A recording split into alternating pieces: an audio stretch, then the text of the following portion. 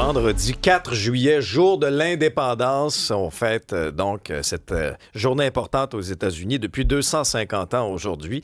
Et Alexandre, ça coïncide avec le Big Beautiful Bill, cette belle grosse loi que le président américain chérit tellement. D'ailleurs, qui va signer aujourd'hui, il va faire un gros show avec ça. Oui, énorme cérémonie à partir de 16h, là, va faire même passer un bombardier B-2, hein, les mêmes qui ont attaqué les centres nucléaires iraniens au-dessus de la Maison-Blanche, des feux d'artifice, le gros spectacle, comme tu le dis, là, qui va être fait, alors qu'on a réussi à faire plier les républicains dissidents qui restaient hier, et donc là, à adopter à la Chambre des représentants, finalement, là, cette énorme loi qui va ajouter beaucoup, hein, sur la dette américaine, couper également là, des prestations de couverture médicale à au moins 17 millions d'Américains, est-il estimé, qui sont dans le besoin. C'est très controversé, c'est pour ça que même des républicains s'y opposaient, mais bon, ça reste une victoire pour Donald Trump qui souhaitait absolument y arriver avant justement le 4 juillet aujourd'hui. Ça coïncide aussi aujourd'hui avec un sondage du côté de Léger, hein, qui a été mené, qui dit que 53% des Canadiens ne se sentent pas les bienvenus aux États-Unis. Ça dénote également la fameuse baisse là, de tourisme qui se dirige vers les États-Unis en partir du Québec et du Canada. On parle également là, de 35% des gens qui font pas confiance aux Américains en général, 53% qui ne font pas confiance au gouvernement américain, 53%. Donc, c'est des chiffres là, qui sont assez costauds et qui tombent en même temps que le 4 juillet aujourd'hui. Mais c'est pas tout le monde, hein, aux États-Unis, Alex, qui vient aliéner nécessairement les Canadiens, les Canadiennes. C'est pas tout le monde non plus qui aime ce qui se passe, hein, du côté de Washington, qui sont d'accord avec les décisions qui se prennent aux États-Unis. Et entre autres, plusieurs États dans le coin de la Nouvelle-Angleterre. On peut parler du Maine, du Massachusetts, de New York, du Vermont également, qui sont pas entièrement d'accord. Et là, dans les derniers mois, il y a de ces gens-là, de ces politiciens-là, qui ont pris quelques mesures pour essayer d'attirer des Canadiens, des Québécois ici. Vous avez peut-être même vu passer toutes sortes d'annonces dans votre algorithme. Moi, sur YouTube, j'en vois partout qui nous incitent à retourner à être touristes. Et au Vermont, dans leur Sénat, on a présenté plutôt cette année une résolution qui invite et qui enjoint les Québécois, les Canadiens à venir les visiter, qui dénonce les tarifs qui sont mis en place par Donald Trump. Il y a même un passage qui a été lu en français pour nous, les Québécois. On peut écouter un petit extrait. Résolu par le Sénat que le Sénat de l'État du Vermont soutient les relations chaleureuses et coopératives des États-Unis et de l'État du Vermont avec le Canada et exhorte le président Trump à supprimer tous les tarifs douaniers qu'il a imposé sur les importations canadiennes et à s'abstenir d'imposer par la suite de nouveaux tarifs sur les importations canadiennes. Et on a le plaisir de recevoir d'ailleurs la sénatrice d'État du Vermont, Martine Larocque-Gaulick. Bonjour, Madame la sénatrice. Bonjour. Bonne fête de l'indépendance, bonne fête nationale. Bon, je comprends qu'on est en frette un peu avec votre président, mais quand même, hein, comme Canadien, on sait vivre. Alors, bonne fête nationale. Merci beaucoup. Hein. On a fait la fête hier soir avec des feux d'artifice, des foules, de la musique. C'était bien passé. Le Vermont est dans une position particulière, en raison de sa proximité avec le Canada, les liens naturels, que ce soit au niveau du tourisme. Comment vous vivez la situation actuelle? Comme vous savez, il y a beaucoup d'insouciance maintenant entre les Canadiens, les Québécois et les Américains à cause de notre président et ses actions.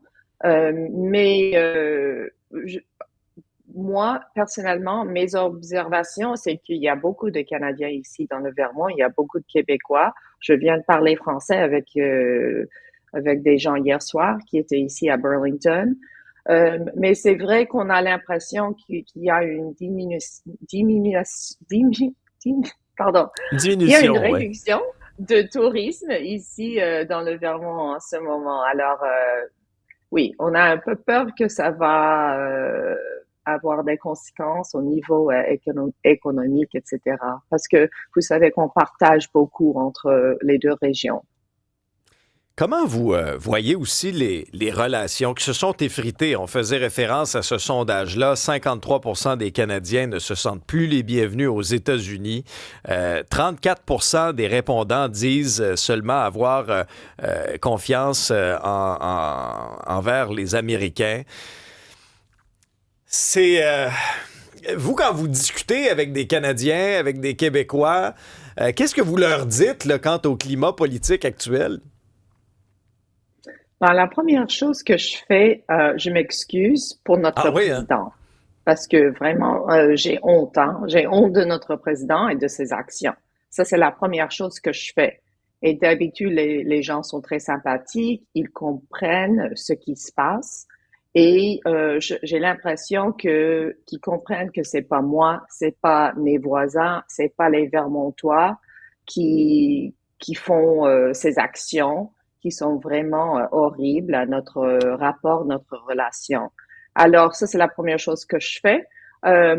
Et d'habitude, on parle un peu de la situation.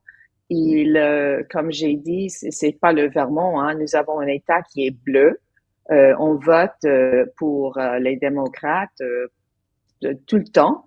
Alors, je pense que c'est pas une question des Vermontois, des gens ici dans la Nouvelle-Angleterre, c'est une question de notre président, de les gens qui l'entourent, notre président, et ses actions, hein, comme le budget, comme vous avez dit, ça va causer beaucoup de problèmes ici dans notre pays, et surtout dans le Vermont. Nous avons un pays, un État qui n'est pas riche, hein. On a un pays rural, agriculturel. On n'a pas beaucoup de gens, on n'a même pas 1 million de citoyens ici au Vermont. De votre côté, Madame Gulick, vous exercez évidemment là, dans tout le processus démocratique, mais au niveau de votre État, vous avez des inquiétudes également, là, ça se ressent là, par rapport au propre système démocratique américain. Est-ce qu'il y a justement plus de collaboration qui peut se faire avec le Canada pour tenter de maintenir un peu un idéal de démocratie puis s'assurer que ça fonctionne à un moment où c'est inquiétant? Oui, d'abord, hein, aujourd'hui c'est le jour de l'indépendance, hein, c'est le 4 juillet, et je vois l'ironie, hein, du fait que c'est le jour où on célèbre qu'on a quitté un roi, on a quitté une monarchie, hein, et maintenant on a l'impression qu'on vit dans une situation où on a un roi. Il agit comme un roi. Alors, je vois cette situation. On a peur pour notre démocratie, hein. On a peur parce que ce qu'il fait là, le président Trump, ça nous donne peur, hein. Alors, pour moi, le Canada, c'est un exemple d'une démocratie qui est en bonne santé, qui fonctionne et qui soutient le peuple canadien, hein.